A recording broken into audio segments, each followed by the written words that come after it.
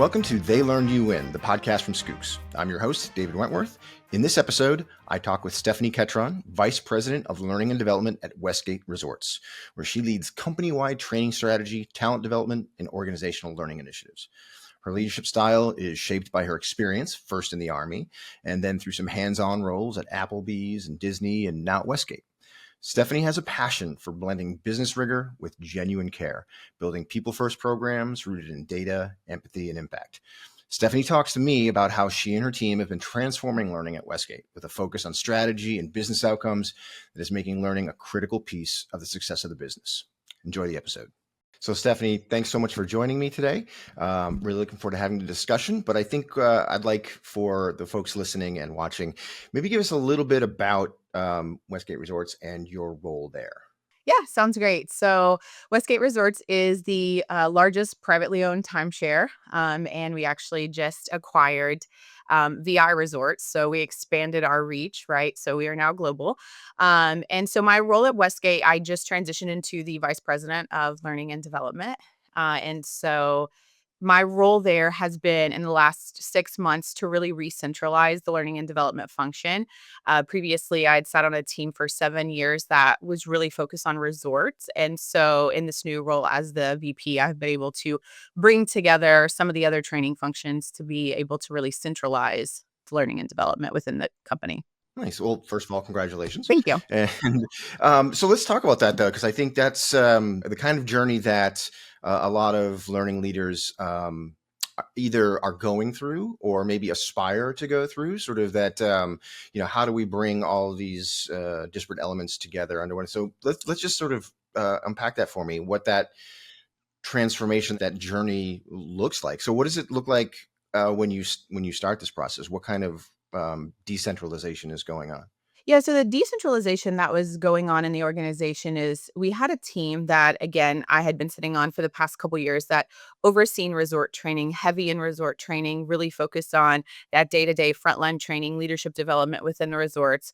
Then we had some pockets of the organization that maybe overseen corporate training.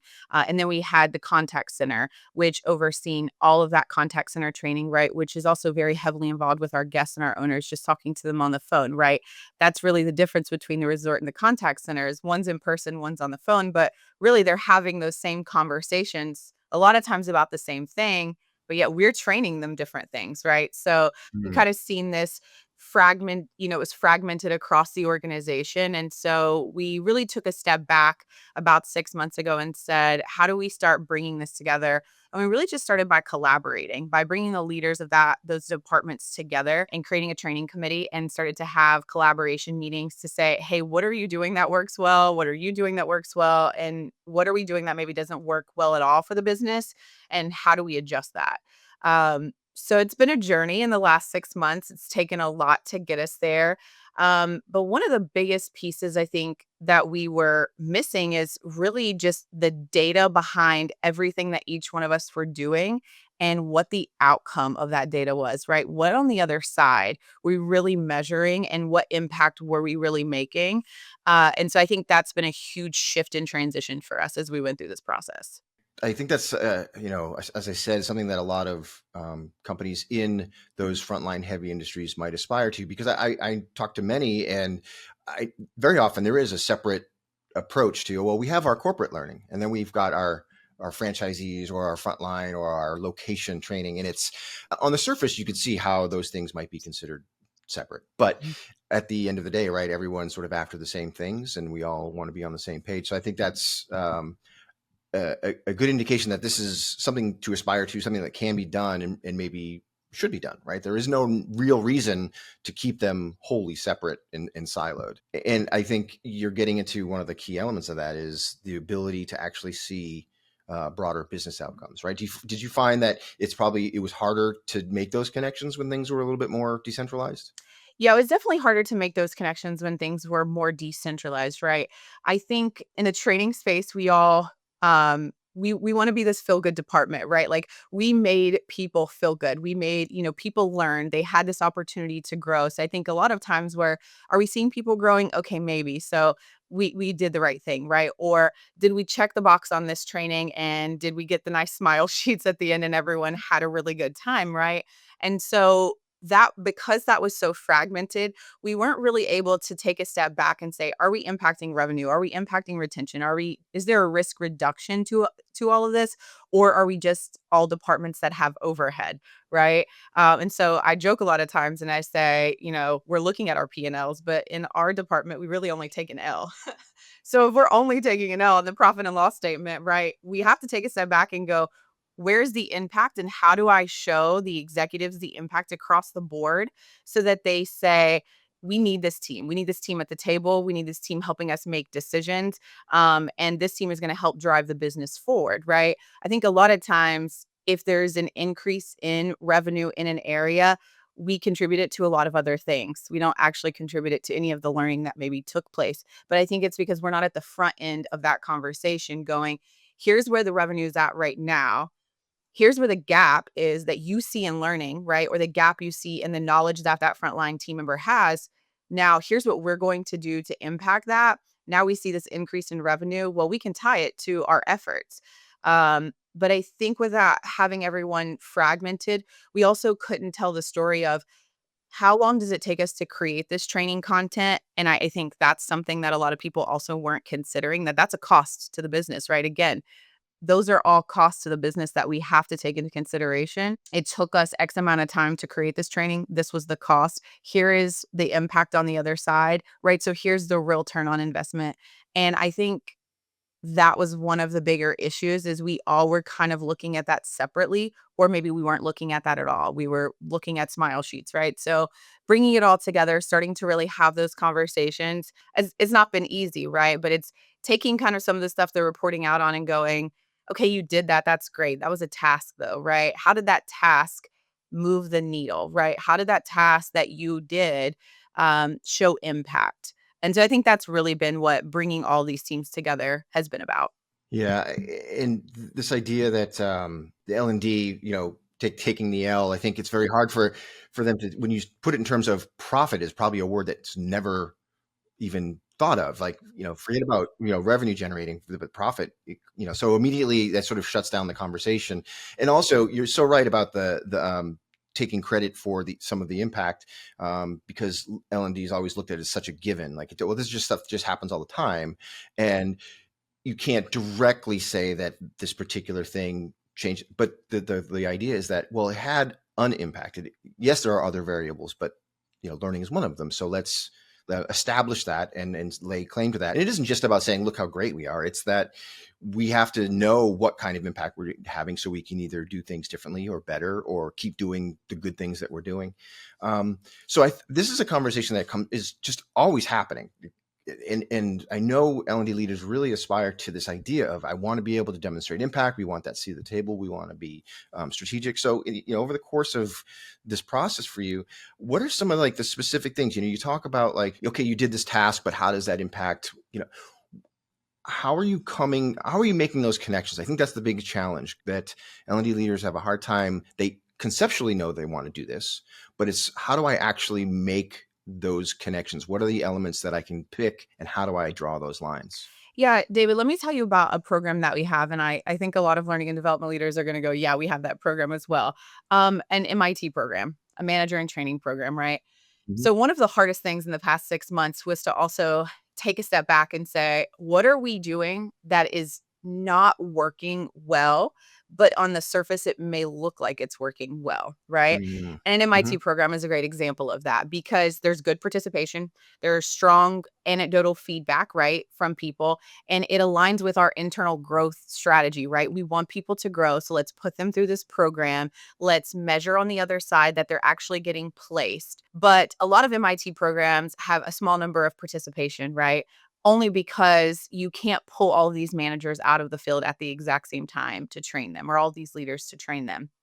And so while we saw that maybe we were having a high rate of placement on the other side of the program, if I only had 6 people in the program in a 6-month stint and I spent all this money on that one individual through the entire training process, was I really getting the return on investment on the other side?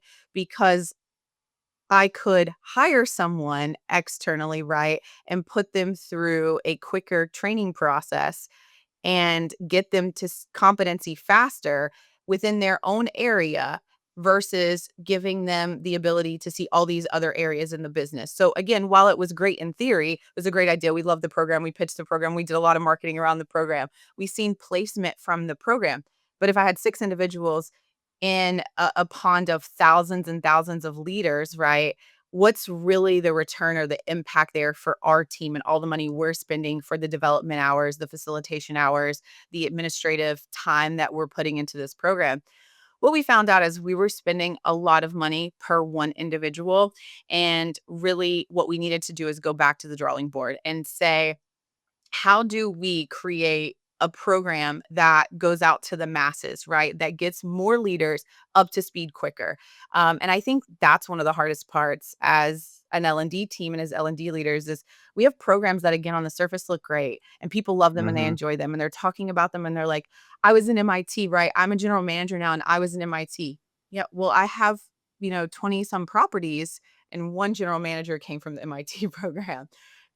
So when you start to do that comparison there, you're like, okay, maybe the data is really not saying what I need it to say, and it's really not making the impact that I need it to make. How do we adjust? And I think that's probably hard, especially for some of those programs that are rooted in what we've always done in L&D, right? Mm-hmm. So I think that was the first step for us is really just taking a step back. And that's just one example of some of the things we've done in the past couple months. We're still going through some of that on the contact center side, right? But just Yeah. taking a step back and really reevaluating those programs to say, while the data shows great participation and the data shows, great feedback and people love it. And sure, I have placement feedback. That's pretty decent. Um, this is really how much I'm spending on this, which then ultimately hits one of our KPIs as an organization, right? Which is our financial success. So are we financially being successful? No, we weren't. So Right. And that's what leads to the whole perception of L&D as a cost center, and it's like, well, that's just how it is. It costs money to do these things, and you've sort of tapped into a bunch of great things in this one anecdote. And I think one of the things is this democratization of leadership development in general, right? This idea that historically leadership development has been one of the biggest chunks of investment for organizations because it's very high touch and it's there's all these different costs associated with it, and then but it's very targeted to a very small portion of the learners. And this idea that, well, why wouldn't we want more people to have these kinds of skills? Maybe not all of the very intense high level stuff, but a lot of the skills that we're trying to build, a lot of the behaviors we're trying to influence, makes sense to do it throughout the organization. And if we're putting the money, time, and energy into it, a broader scope would be more effective. And I think it's great to hear that through this process of trying to demonstrate how the kind of impact that your team is having, proving that the democratization of leadership development is one of those things, right? You can actually get more bang for your buck, yes. as so to speak, if you're doing it that way. And then I think the other piece of that is this manager in training. Are they self-selecting, or is there a group that picks who's going to be in that Yes, program? you Or actually apply for the program and then you go through a pretty rigorous process of writing an essay and then going through a round robin of interviews, right? Which again is a cost because I have to bring all these leaders in to do these interviews. We do a whole day, we feed them. And so, yeah, so they are selected by senior leaders within our organization. Yeah, because I think you were also talking about, and this again gets at the heart of the issue for a lot of folks, is this, oh, by our metrics, this thing is fantastic, is super, successful, because learning has traditionally been a very insular sort of function where I always call it sort of, it's a little bit of navel gazing, right? We're only looking at what we're doing within this bubble. And by those metrics, yeah, it's great. Now, that's not to say that those things aren't important. It is important that people are engaged in the program and that they enjoy it and you get good marks back and they're demonstrating that they're understanding the information. But when it comes to the business part, and that's sort of the crux of our conversation today, transformation to become more strategic, I mean, if we're going to be blunt about it, in most cases, the business doesn't care that people had a good time. Exactly. Right. And that's what we want to do that. That's a goal to have, but that's for us. Right. The business is like, what happened? Yep. What's the result? Did we do the thing or not do the thing? Also shrouded in that story that you're telling, that example, is the idea of, hey, something isn't necessarily working. Right. And I think that's a really hard thing I've found over time for L&D leaders to really grab a hold of, is say, this thing doesn't work. Because we're afraid to bring that to anyone's attention necessarily, that we tried something, it didn't work. But to me, if we're talking about impact, talking about outcomes, that's an outcome. Right. We did this thing, it did not work. Let's do it differently. And if you're not comfortable having that conversation, you probably won't be taken seriously in your other efforts to demonstrate your impact. Yes. Is that fair? Yeah, I would agree. Again, it is hard, especially because I think a lot of times with limited resources, learning and development teams are like, well, I created this, right? This was my baby. I use that example a lot. I've been on this team for 7 years. So there are a lot of things that are my baby. I started and created Mhm. them, right? But if I'm not able to take a step back and take the blinders off and say, here's where it's not working, it's not the same. The team's done great. The leader that executes and manages this program does great, brings back the metrics that as an L&D leader I would want to see, right? And they can speak to those things, and people enjoy this individual, and they do a really great job managing that program. But even that individual said, wow, we're spending a lot of money training these individuals, right? This one person we're just spending a lot of money on it, right? And so am I really getting a return on that when I look at the time to competency when I bring someone into the organization, or even if I promote someone internally, right? Looking at both of those metrics to say, here's the time to competency for both of these people. Here's really the cost associated with hiring, onboarding, and training them to be in this manager position. Here's the cost to promote this person internally to be in this manager position. And then here's the cost I pay for this one individual in this MIT program. Wow, the numbers are, just vastly different. So what do we have to start doing to, again, we want to provide them something, right? We're not going to Mhm. just get rid of the program and not come out with something else. We're looking at what are other things we can do that maybe is more scalable. I think that's one of the bigger issues, is that we create these programs that are not scalable across the organization. Um, and through the content that we have in that program, of there's 12 weeks of learning opportunities outside of your hands-on, that content is very scalable. We just don't do it in that way because right now it's for this group of individuals, right? It's for this small group of MITs because they are in an elevated program. We want them to feel elevated, so we offer this material to them. Well, we could be offering that material at large to the entire organization in smaller chunks in real time. And we could, see leaders become more competent in some of those areas we need them to be quicker, if we just shift our way of thinking. But to your point, David, it is hard because we don't want to go back and say, wow, this didn't work out the way we wanted it to, right? We never want to have to have that conversation with our leaders. Um, but I think I'm also in a situation where I have really good partners in my senior leadership and resort operations, right? And we were able to candidly have this conversation, like, well, the program is working in some ways, we're really not seeing the full return that we need to see. So what do we do? In relative terms, it's still early, but I think this idea that we could that type of MIT, those programs, if we broaden the audience, then when it does come time to do the more higher level intensive L&D for a smaller group, it becomes less expensive because you've got a much bigger head start with those folks. I mean, is that sort of the hope, the goal? I don't know if it's been long enough for you to see any of that come to fruition, but It hasn't been long enough yet. We just started having this conversation a couple weeks ago of transitioning out this last group when they, graduate, moving away from that program. And we've just started having conversations about that. But yes, that's one of the points that we're looking to do, right? How can we upskill this middle level of leadership at scale so that when they do come into that next level, that director level, right, that VP level, that there is a smaller pool that then we're spending time with on different content, and then we're using that content that we need across all of our middle management, and we're really scaling that content out so that everyone gets an opportunity to be a part of that. So a little bit ago, you mentioned data points, and that's I think a big element of what you're trying to do there. And this is another thing where every L&D leader I talk to, data is a big part of it, right? They know that they're being bombarded daily with everyone, including myself, telling them you need to focus on some data and get some data.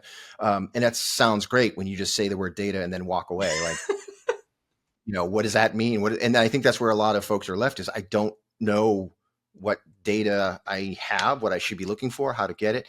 What does that look like for you guys? What's been your process with identifying the data points that matter? That's a really good question. And funny enough, something just happened this week with one of my team members where we were looking at our weekly meetings, right? Where we kind of report out what's going on. Everyone's talking about what's going on. And I'm trying to shift that conversation to what are the learning outcomes of the task or the project that you're working on. And so I think I mentioned earlier on that they're really just giving and delivering updates on the task that they may or may, that they may or may not have completed. And so really trying to get them to shift their focus in what data can you get from what you're working on, right? So I really just want them to start by understanding what data can you get from that information and what do we need to leverage? So for our business, we have 3 KPIs that we use across the business, right? They are very broad KPIs, but you can drill down into each one of them pretty specifically depending on. So financial success is one of the KPIs, right? So how do we dive down into financial success in the project that we're working on? So for us, and I believe I mentioned this a little bit earlier, part of bringing those teams together was to really start to understand how much time we're spending in creating some of these programs as well, right? From an instructional design standpoint, I need to know how long did it take you to actually complete that? What's the cost of completing that project, right? So that I can show the true return on the investment for what we created for the clients, right? Did we see an increase in different things within the business that really justifies creating, the program that we created for them? So I think it's starting by just getting your team to see what projects are they working on now, what data points maybe were they looking at, or maybe were they not looking at, and shifting that conversation with them so that they start thinking about data. But then I think asking the business what data points they also need to move, right? So I think L&D still struggles to shift from order takers, and that was part of our alignment, right? When we started talking about alignment, one of the first things I said to my boss was, "We're probably gonna make some people uncomfortable because we're gonna tell them no," right? But we have to tell them no because we can't just create this training just because that's what they feel needs to happen. We have to Mhm. dive deeper into that and understand, is this going to move the business forward in some way? What behavior are they looking to change? And are they looking to change that behavior because this individual doesn't understand how to do that behavior? Or are we not holding that individual accountable to doing that behavior?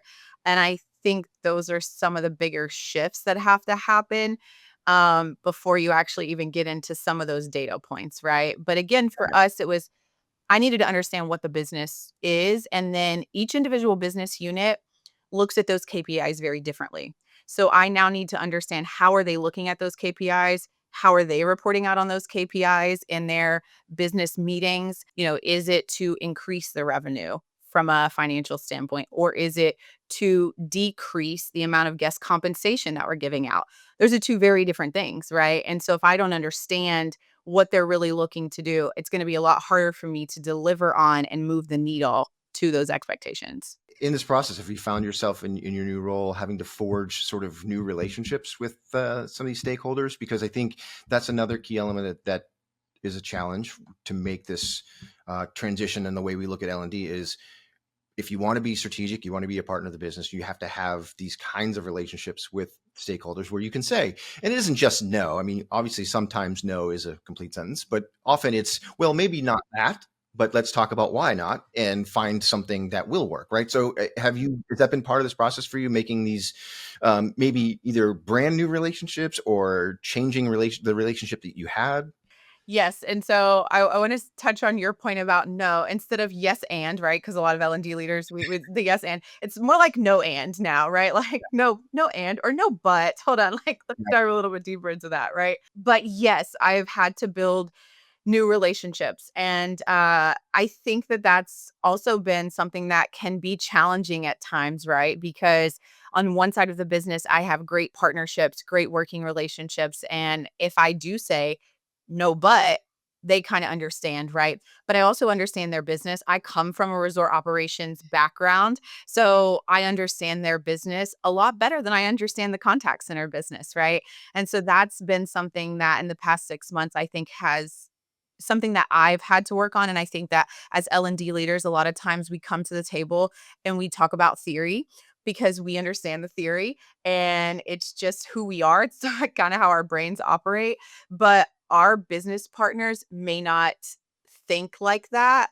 They think in terms of their business and in terms of call flow and call volume. And are we actually adding the insurance to this, right? What was the upsell on that package? And these are the dashboards and the metrics and the numbers these agents have to meet, and they're not meeting them. So, like, you fix it, right? Help me and fix it kind of thing. And so, while I can sit in there and talk about how adults learn and we need to do this because of this and because of that, that's really not the conversations that they want to have with us, right? They want to have the conversation of how can we fix this? And so it's building those relationships, but understanding their business and understanding why they think the way that they do, and making, I think, small suggestions first and not going in and trying to change everything immediately.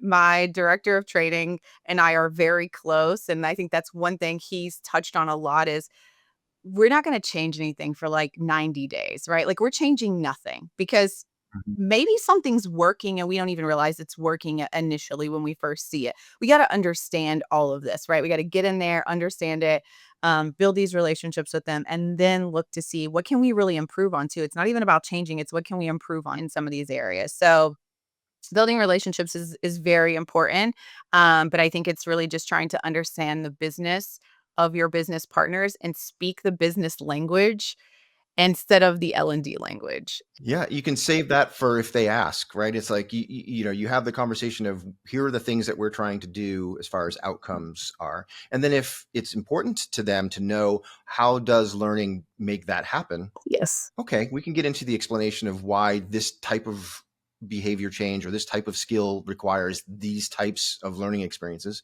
if that's what they're interested in. And that's great conversation to have. It actually, broadens the relationship and has better understanding. The next time you want to talk about a new program, they have a better understanding of what they're after. So I think it's important, to have that knowledge, but like you said, you can't just come in and have that be it. That's not necessarily what they want. They want to talk about the business. And you're in a great position having had that experience, that background. And I think there are learning leaders who might not have as deep an experience in their particular organization's industry, perhaps. And I think in that case, it's very important. I mean, it makes these relationships even more important, right? That you have to learn and understand what their needs are and recognize that you may not be the expert when it comes to what people need to do on a daily basis for the business to be successful. You're the expert on how to get them to that place, but maybe not under, the day to day. And that's why it's important to talk to the folks that do have their finger on that pulse, right? You're also in a unique position where it's a new role, but you've been there, you've got the experience. So I think you touched on something, slightly tangential to all this, but let's maybe not change things right out of the gate. And I think that's a really good lesson for anybody who comes into any sort of new leadership role, especially if coming in, clean, right, from the outside, maybe. The expectation from the team is that everything's going to change. Right. Or we've been through this before. So they're going to come in and they're going to change everything because that's the way they're going to put their mark on whatever's happening. And I think, maybe ultimately changing a lot of things is the right way to go, but this process of, hey, let's take a beat, let's see what works, and then celebrate and focus on that for a minute before we start tearing things apart. In terms of these kinds of transformations and journeys, sometimes that gets a little lost because it's like we got to get this done. I think it's important to remember. I'm glad you sort of just dropped that in there. Yeah, listen, it's hard because I am looking at things and I'm like, "Oh, we could do this or we could do that." But then I'm like, "Hold on, but they're doing this really well right now, right? Like, let me learn more about what they're doing that's working so well for them that, their retention on one side of the business is really, really good. Why is the retention so good? They're doing something so well that is keeping that retention like that. So let's learn from that and let's figure it out. Then maybe we even take that and we use that blueprint on the other side of the business, right? So I think through this transformation, that's been one of the best things to see is how do we take what's working well here and working well here and how do we mesh those together and how do we make something that's even that much more successful, because there are things on every side of the business that are working well, and now being able to bring it all together and have those conversations and have a centralized function. In 6 months and a year, I can't wait to see kind of what some of these transformations look like. But again, it's not coming in and going, well, I got to change all of this because I know we should do it this way, right? It's more like, no, they're doing this really well. Maybe we just tweak this a little bit and add this here so that we can start collecting some of those data points, right?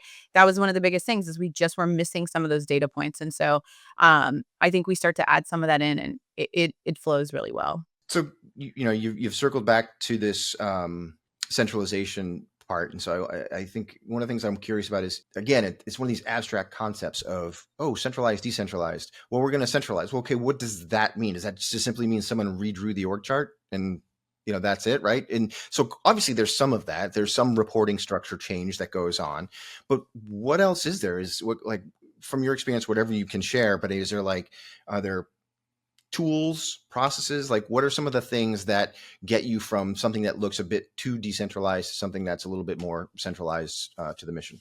Yeah, so think about it like this. If you were to, call a hospitality organization, someone answers the phone, right? And maybe they answer the phone a certain way. And then you walk into that same organization, one of their brands, and you have an interaction, right? That Mm, interaction maybe goes a certain way. Then maybe you go into one of their outlets and that interaction goes a certain way. And now you've had three separate interactions with the same parent company, right? But now they're all different. And so all those touch points being different, I think that's one of the biggest things of this centralization, right?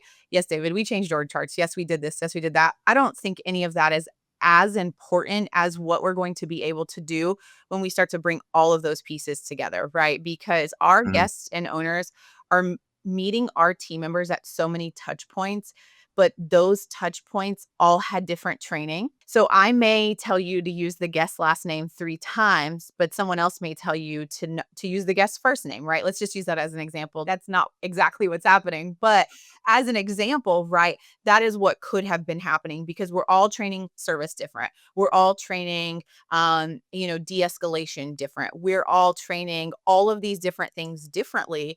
And it's not that any of us are doing it bad or wrong. We're just not all doing it the same way. So as our guests and owners, they're getting very different touch points depending on who they speak to. All great interactions, but maybe slightly different and could be elevated. So now how do we elevate that? How do we kind of bring it all together? So I think that's one piece of it that's really important. And then how do we, again, back to the costs that we're spending in training? We're all training maybe very similar topics again, right? The guest service piece. But I may be training it this week to this group, and you may be training it this week to this group. And maybe sometimes we trained it at the same time, but you had two trainers training it, and we had three people training it when we all could have been training it together. Right. So now class time, travel time, maybe we brought in food, maybe we did this, maybe we did that, all these costs that we're spending and spreading across the organization when it came to training, we could be having one class, right, with everyone. We're decreasing the cost. Maybe we're also increasing their time to competency because now they're working with different people in different areas of the business, right? So they're having that shared learning experience, right? So maybe they're learning a bit quicker from like social learning aspect. And we just save the company money. So there's all these different pieces that come into this like centralization that I don't think centralized or decentralized is wrong in either capacity. They both can be right in their own way. I've worked in both models, and I've been in an organization that shifted and shifted back, right? It happens a lot in learning. But I think that's one thing we're going to gain as an organization from the centralization piece is that we all reported up to different senior leadership within the company. So we all kind of did things just a little bit differently. And to your point, we were all using different tools and technology to deliver on those things.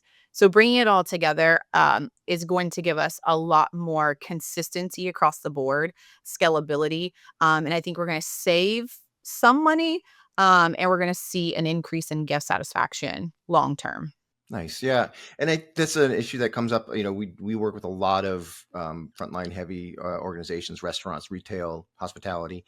And a lot of those organizations are franchise models where, 99% of the locations are owned by franchisors, right? So it's not even owned by the company.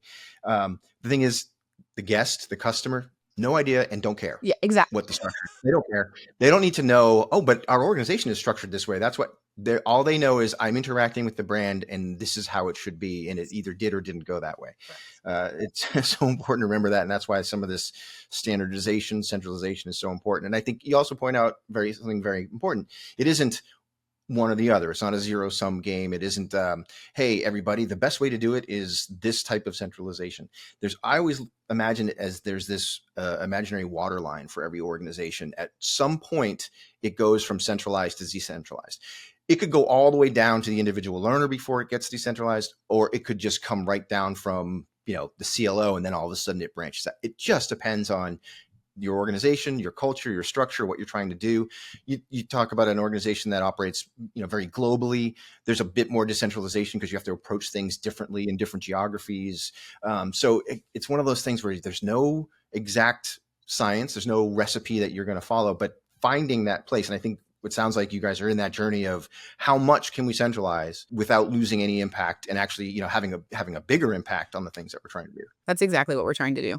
Just get the Yeah. impact because again, we still have trainers that sit out in the field, right? Now they report under the learning and development team directly, but they're out in the field and sometimes they have to change some things to fit their geographical area that they're in and that's Mm-hmm. okay, right? It works. But I think just bringing everything together, something else that we noticed is we created a learning and e-learning for this topic. And so did this decentralized function, and so did this decentralized function. And then we ultimately all wanted to put them in the same learning management system. And it's like, well, which one of these do I take? Right. And then what was the cost to create all that and the cost to upkeep all of that? When ultimately, other than tweaking a couple things, maybe you need some branching scenarios in it. I get it. Some things are a bit different. We really could have saved a lot of money in some of those things. So we're going to be able to see that impact on the financial side of it. And then again, I also believe we'll be able to see the impact to our team member experience and our guest experience in many different ways. Have you seen the need for, or has it already happened, any sort of technology or platform de-investment, as you've managed to do some centralization? So, oh, it turns out this is now superfluous. Have you actually been able to do that? Yeah, I'm working through that right now, but that has been something that was pretty eye-opening to me to see all of the overlap in some of the technologies that we were using across the organization. And so taking a look at that and saying, hey, which one makes the most sense for us? And which one are we going to be able to get the most out of has been really eye-opening. And then, something else that's been eye-opening, and I think this just goes back to those relationships with the business is and even my team initially, right before we kind of brought everything together, sometimes we're solving for a problem and we're working around the true root of the problem, right? Hmm. Because maybe the technology doesn't serve us in the best way. So we found a workaround in that technology, right? Or maybe we have some built in-house technology, right? So maybe it wasn't servicing us in the right way. Or maybe we built this as a workaround to X problem. And so one of the things that the team is like, okay, Steph is very serious about this. I'm like, we're not building to workarounds anymore, right? Like, go build that relationship with that leader and have that conversation to say, hey, listen, this process is broke. And we built a training to work around it. But if we fix this process, it may take us some time to fix the process, or maybe it's the tool, right? This tool just didn't work for us and we built a workaround to it. So is that the right tool for us? Should we look for something different? Should we build something ourselves? And those have been very eye-opening conversations. But I think when I started looking at the tech stack that we had, it was like, wow, why do we have so many, or why are we doing this, or why are we doing that? And again, I think it's just asking the question why. And sometimes I think that that is a bit challenging because, again, as we've spoke about a lot of times, we're just a cost center, right? And so if I keep poking and poking and poking, then I think sometimes L&D leaders get nervous. Like, what does that mean if I'm ruffling feathers? And so I try not to see it as that. I try to see it more as like I'm still helping the business move the needle forward in some way, but maybe it's not by conducting a training for them or putting together a training for them. Maybe it's by finding that process that's broken because we're the ones in there doing the analysis when those stakeholders maybe don't have the time to do that, right? Or they're just too close to the process. So they don't see that because it's the same way for me. Sometimes I'm too close to the process and I just don't see that there's something broken in that process. But it takes someone else coming to say, hey, did you look at that? Have you considered that? But I think that's something that's also really important when you start looking at the tools and the technology. Yeah, I mean, anything that's going to be transformational requires, I think it's more of an opportunity. Like you mentioned, you talk about content, various versions of the same thing floating around. So maybe some redundancy in platforms. It's really important to take a look at that and do some soul searching and take some inventory. But like you say, being too close to it, I think that happens is people are very close to the content that they created and spent time building, and or the tool that they researched and sourced and went through the whole process of acquiring. But very often, especially tools, they're picked. I have this immediate issue. I found this tool. It solves that issue, and now it's in place. And now it's just part of the tech stack, and it's just there forever. And even if people don't necessarily use it or don't necessarily even like it, the minute you say, I think we might get rid of this, everyone all of a sudden it was their favorite thing that ever existed, and you can't, how dare you? But it's really important to have the conversations of this is important, this is why. It's just going to make everyone's life easier, especially, man, those workarounds you talk, that it's crazy how pervasive that is in so many organizations where, well, in this little 3-month period, we figured out how to make this happen. And then that becomes the little tiny Jenga block that the rest of the thing is built upon, and everyone's afraid to pull it out. Yes. But in order to get to this place that, like where you're trying to get with your organization, you got to start pulling those blocks out. Yes. Yeah. You gotta look at the risk, right? And see like what's the risk, right? But I think as L&D leaders, we have to go in and we have to assess the risk and then say, okay, one somebody on my team right now uses this terminology. Is it a two-way door? Is it a one-way door? Right. And so they recently told me like, hey, we should fail fast. If it's a two-way door, go through it because you can come back through it, right? But if it's a one-way door that you can only go through one direction and you're not going to be able to come back, okay, you may want to hold up a little bit, right? But again, if you can have that two-way door mentality that this individual speaks about, and we can fail fast as L&D leaders and take the risk. I know that that's hard for a lot of L&D leaders, right? Again, it goes back to being a cost center. If I continue to fail over and over again, then, is the organization going to still want this functionality around?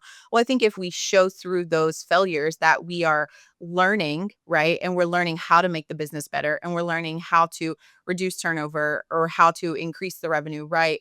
And how to make our organization more ready for what's coming in the future, right? We haven't even touched on AI, but that's a whole topic to unpack, right? Then we we stop being just support functions, right? And then we start being more strategic business partners, and that's really the shift that we have to take as L&D leaders. Well, I think I'll say that you hold a new record for the latest in a podcast to mention AI. That so I'm impressed. It's pretty high marks there. So to sort of wrap up, as you're going through all this, what's something that's sort of on the horizon for you in this process, or just generally in your new role that you're excited about, wrapping your hands around here in the next, say, 6 months or so? I think in the next 6 months, the thing I'm most excited about is really being able to say that we are creating this training that we know touches every part of the guest experience and journey. Working in hospitality, it's such a journey for our guests, right? And you spoke about the franchisees, and like that guest doesn't care, right? That you maybe own separately, or that you may be way out here far from the corporate office. They still want the same experience no matter where they go. So I think for me, that's one of the things I'm most excited about, is that I've seen how fragmented it has been. And again, not to say that anyone was doing it wrong or incorrectly, but now we're collecting the data and the metrics now to say this is what our guests are saying, right? Through these different touch points that they went through. In 6 months, to look at that data and say that they had the same experience, or to hear that they heard the same thing kind of throughout that experience, I think that's one of the things I'm most excited for, is to know that our guests and our owners are going to receive the same type of experience from every single touch point in our organization, because now we've been able to bring these teams together that touch all of those touch points. That's going to be pretty exciting, I think. This is great. I really appreciate you sharing with me, because I think, you encapsulate so many of the big conversations that are going on right now. So many people are talking about, thinking about the things that you are doing, right? The transformation, the more strategic, moving away from the cost center, the centralization, all of these things. So I really appreciate you, sharing your insights in this small, brief little arena that we have. I would encourage people to follow you wherever they can to see how this journey goes for you. Because again, time and time again, we have these discussions, but it's great to hear from someone who's doing the things. So I really appreciate that. Yeah, thank you so much, David. I hope in a couple years that, we can transform the learning and development function to not just be the L on the P&L, right? Like, I really have this hope and desire that eventually we can make some profits in Yeah. some way, shape, or form within our businesses. And I think it just starts by having some of these conversations, and they may not always be easy, but I kind of think they're a little bit fun, because it's like a challenge that you got to figure out how to solve the puzzle and kind of unpack it. So Nice. Well, thanks again, Stephanie. yes, thank you so much. Thanks for listening to this episode of They Learn, You Win, presented by Skooks. If you enjoyed this episode, please follow or subscribe in your podcast player, and follow me, David Wentworth, on LinkedIn. I try to distill what works and what doesn't for L&D leaders, so you can stay up to speed on the latest insights, ideas, and tech. See you next time.